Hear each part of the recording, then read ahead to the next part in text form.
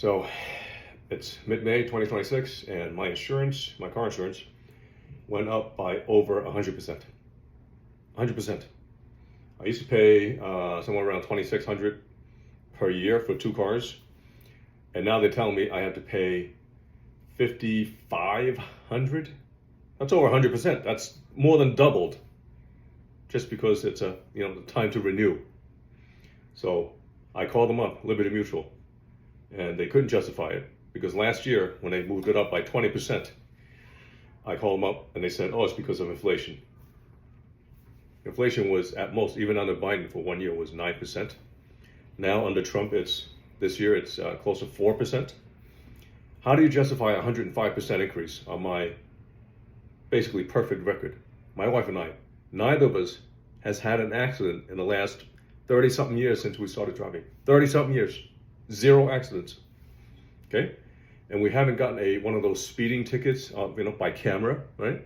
We haven't gotten a red light ticket, one of those, again, the camera tickets. We haven't gotten one of those probably in the last 5 years, and the time before that was another 5 years ago. So every 5 years, one of us gets a ticket, a single ticket. How do you justify increasing my insurance by 105%?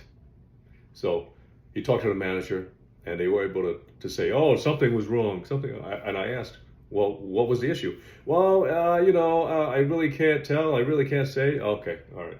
And I said, "Oh, you're not at liberty to say, right?" Pun intended, Liberty Mutual. So, yeah, if you don't call up the insurance companies, they just might get away with charging you $5,500 for insurance that last year they were charging you $2,600 for, right? And then I can totally sympathize with the folks out there who are using the ghost plates, who are using out-of-state plates, right? Or the Georgia and South Carolina and Texas plates that I see in New York City, right? Or the fake plates, or driving around with 0 insurance, because this system makes it completely unaffordable, impossible to live. So I can, people turn to illegal means in order to get by. I sympathize.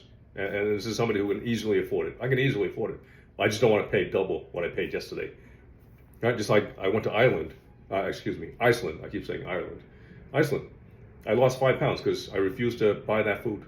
I lost 5 pounds because I refused to pay 2 to 3 times New York City prices to eat a basic meal.